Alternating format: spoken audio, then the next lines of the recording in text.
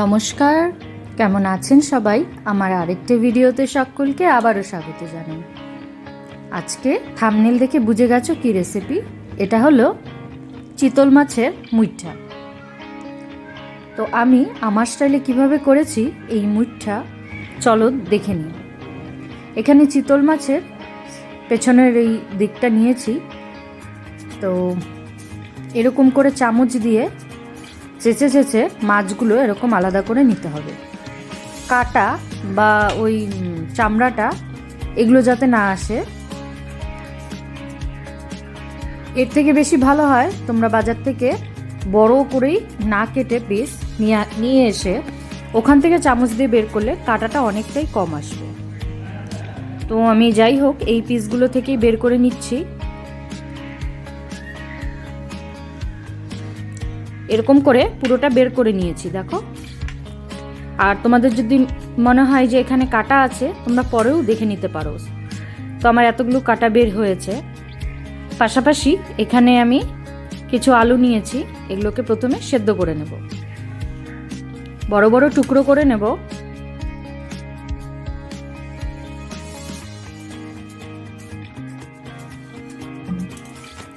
আলুগুলো কেটে নিয়েছি, এখন দেখো বড় বড় করে কেটেছি। প্রেসার কুকারে দিয়ে দিলাম। এগুলোকে এখন একটু সেদ্ধ করে নেব। 5টা সিটি দেবো আমি এখানে। এতে দিয়ে দেব এখন পরিমাণ মতো লবণ,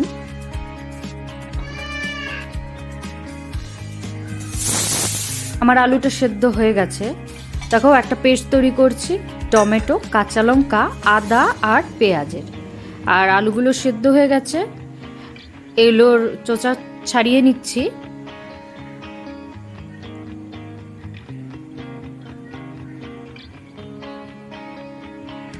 তোমরা সাবধান মতো করবে, গরম থাকা অবস্থায় না করে একটু ঠান্ডা করে নিয়ে পরে খোসাটা খুলে নিও।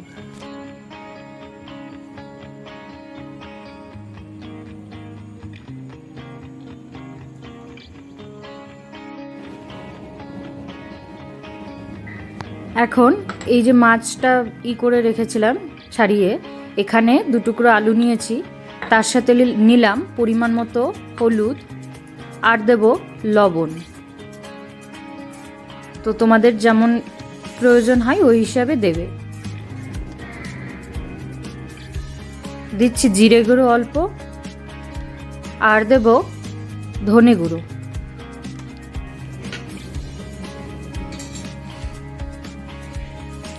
এখন আলুগুলো ডলে নিচ্ছি। আমি এখানে আরেক টুকরো আলু নিয়েছি, আলুর সাথে মাছগুলোকে ভালো করে মিশিয়ে নেব। এবার এখানে দিচ্ছি 2 চামচ বেসন। বেশি বেসন দেওয়া যাবে না, তাহলে একদম মাছের স্বাদটা থাকবে না। তোমরা চাইলে এই মাখার সময় একটু তেল দিতে পারো, সেটা সর্ষের তেল কি সাদা তেল, বাট আমি দেইনি এই সময়। দেখো মাখা হয়ে গেছে। হাতে ভালো করে তেল মাখিয়ে নিয়ে এবার একটা বড় মন্ড টাইপের করে নিচ্ছি। এখানে আমি 3টে ভাগে করেছি, তোমরা যে কোনোভাবেই নিতে পারো, যে কোনো শেপেই করতে পারো।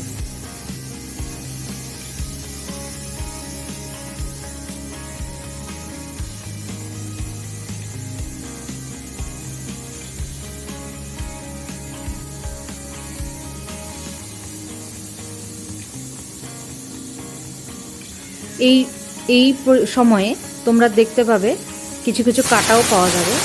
খুব সাবধানে কাজটা করবে, দেখবে নাহলে হাতে বিঁধে যাবে। তো খুব আস্তে আস্তে আমি এখান থেকে 3টে এরকম বড় বড় মন্ড টাইপ তৈরি করে নেব।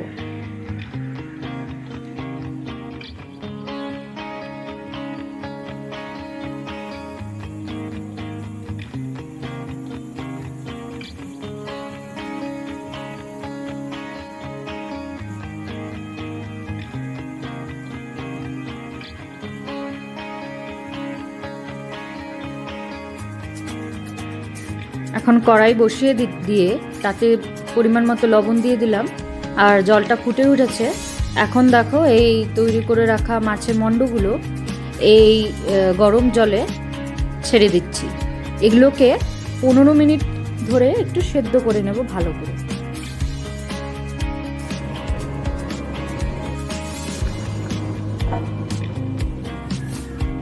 দেখো হয়ে গেছে 15 মিনিট, সেদ্ধও হয়ে গেছে মাছটা। তো তুলে নিচ্ছি।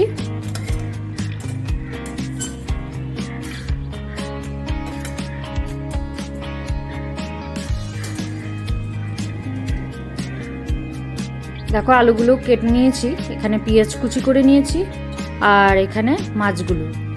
তো এখানে তোমাদের নিজেদের পছন্দ মতো শেপ অনুযায়ী এটা কেটে নিতে পারো। তো বেশ গরম আছে, তোমরা একটু ঠান্ডা করে নিয়ে কেটে নিও।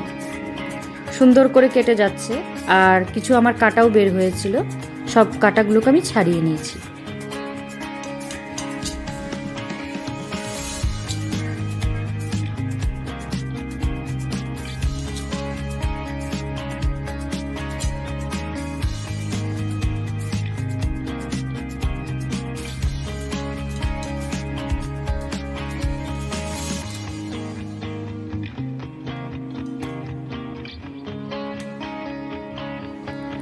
কাটা হয়ে গেছে এখানে আমার। ওপর থেকে হালকা হলুদ আর লবণ ছিটিয়ে দিয়ে এখন এই মাছের মুঠাগুলোকে ভালো করে ভেজে নেব।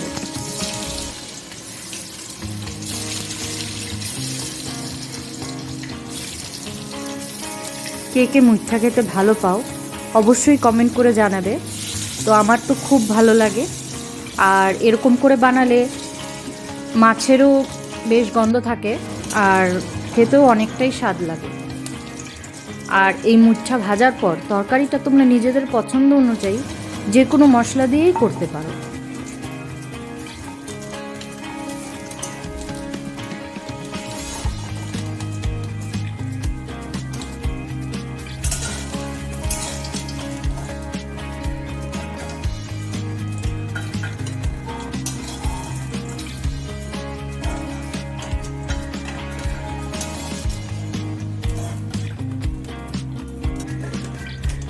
তেল গরম হয়ে গেছে, দিয়ে দিলাম কালো জিরে আর অল্প জিরে দিয়ে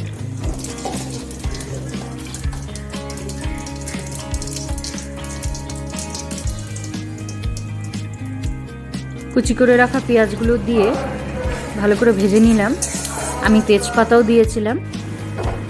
এবার সেই তৈরি করে রাখা পেস্টটাও ঢেলে দিলাম। এটাকে এখন লো হিটে ভালো করে কষিয়ে নেব। দিয়ে দিলাম জিরে গুঁড়ো, ধনে গুঁড়ো, হলুদ, লবণ। মশলাটা তেল ছাড়া অবধি কষিয়ে নেব।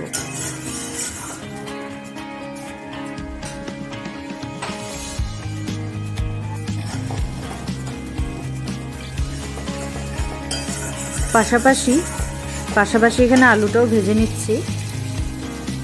আলুটা যদিও সেদ্ধ ছিল, এই জন্য হালকা করে ভেজে তরকারিতে মিশিয়ে নিলাম।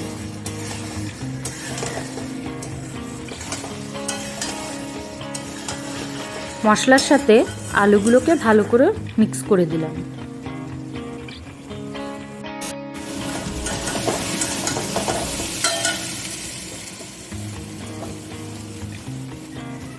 জলটা গরম হয়ে গেছে, তরকারির মশলাও কষানো হয়ে গেছে, ঢেলে দিলাম জলটা।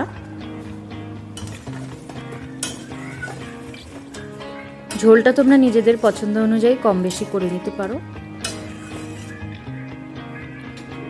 আমি এতটুকু দিয়েছি, আরও শুকিয়ে কমে যাবে।